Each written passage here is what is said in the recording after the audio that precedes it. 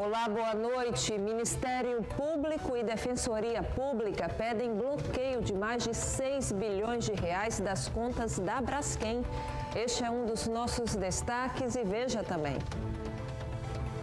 Jovem que torturou uma amiga em Rio Largo depois de descobrir a traição dela com o companheiro é presa em São José da Laje. Já que hoje é celebrado o Dia Mundial do Autismo, vamos falar a respeito do tema. E tem as notícias do futebol. Esta noite a bola rola para CRB e Bahia pela Copa do Brasil. Você vê agora no Jornal do Estado.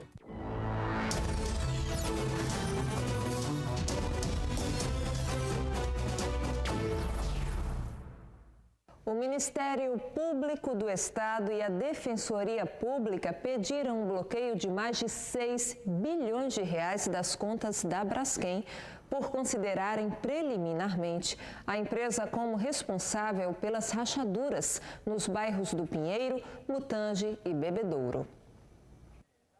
Mais de 6 bilhões de reais. O Ministério Público Estadual pediu o bloqueio imediato das contas da Braskem.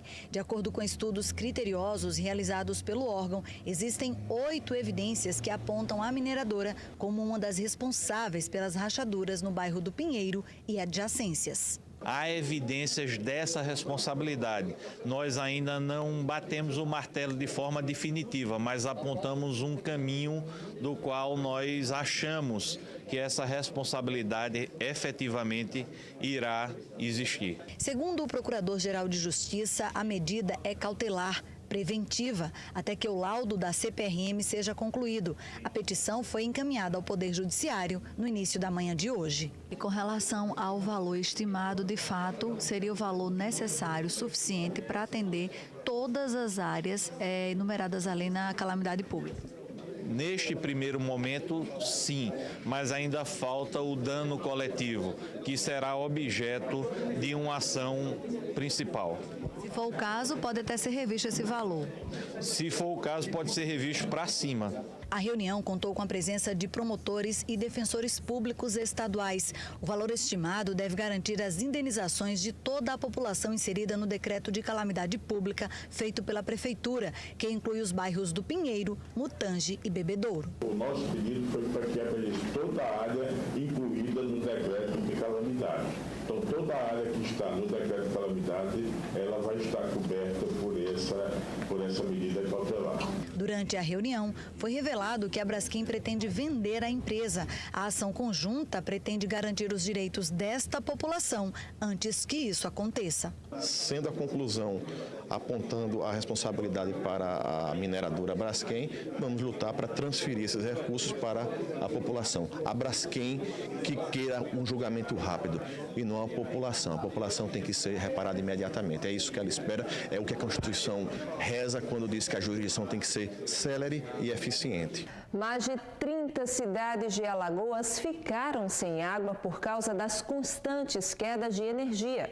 Evandro Amorim tem as informações. Oi, Evandro, boa noite. Boa noite, Thaline. Boa noite a todos. Isso mesmo, 31 municípios tiveram problemas no abastecimento de água, isso ontem, segunda-feira. O que é que aconteceu? Quem vai explicar para a gente é o engenheiro Humberto Carvalho, que é vice-presidente da Casal. Boa noite. O que aconteceu? Foram 31 cidades? Na data de ontem, nós tivemos um problema de fornecimento do abastecimento de água em decorrência da dificuldade que a gente vem tendo aí com o fornecimento de energia elétrica. E ontem, infelizmente, nós tivemos 31 municípios no estado com dificuldade em a gente poder fornecer a água e o abastecimento. A gente está vendo um mapa aqui, dá para a gente mostrar quais municípios? Sim. No interior do estado, a Casal ela opera sistemas coletivos que atendem um conjunto de municípios com o mesmo sistema. A exemplo do sistema da Bacia Leiteira, que atende Olho d'Água das Flores, Santana do Ipanema, Poço das Trincheiras, São José da Tapera e municípios vizinhos daquela região. São 18 municípios ao todo. E no Agreste nós temos também o sistema de abastecimento do Agreste, que é Arapiraca e mais 9 municípios, totalizando 10. Então, quando a gente tem alguma interrupção de energia elétrica, seja na captação ou seja em alguma elevatória, a gente fica com a nossa operação comprometida. E mesmo com o restabelecimento da energia, a gente leva algum tempo, leva algumas horas, até que a gente consiga normalizar a operação e a água chegar aos municípios todos que compõem o sistema, inclusive os que ficam mais afastados. Portanto, foi bem pontual assim, né? Porque acabou tirando água de muita gente e demora para restabelecer. Exatamente, né? Vou te dar um exemplo. Lá na bacia leiteira, a gente capta água na cidade de Pão de Açúcar, né? Essa água, ela chega até a cidade de Olho d'Água das Flores com mais 2 elevatórias, que são grandes conjuntos de bombas, para que eu vá aumentando a pressão da rede para que essa água chegue lá. Chegando em Olho d'Água das Flores, ela é distribuída para Santana, Poço das Trincheiras, 2 Riachos. Esses municípios, às vezes, essa água percorre um trajeto de até 50, 60, 70 quilômetros para chegar na torneira da pessoa. Então, uma vez que a energia volta, eu preciso ligar todos esses sistemas, encher os reservatórios, reiniciar o processo de tratamento de água até que a gente consiga entregá-la ao cidadão. Então, a gente tem, às vezes, uma dificuldade e, às vezes, basta que falte energia em um dos pontos do sistema para que eu tenha dificuldade em todo o sistema. A gente espera que isso realmente não volte a acontecer, porque todo mundo precisa, é fundamental o abastecimento de água em qualquer cidade, não é? E a Equatorial Energia de Alagoas, através de nota, disse que houve um problema na rede de distribuição por conta da queda de energia e que intensificou a fiscalização em toda a rede, mas não sabe ainda o que provocou a queda de energia. Italine, eu volto ao estúdio com você. A jovem de 18 anos que torturou uma amiga depois de descobrir a traição dela com um companheiro na cidade de Rio Largo foi presa em São José da Laje, na região da Zona da Mata Alagoana, onde estava escondida na casa da avó.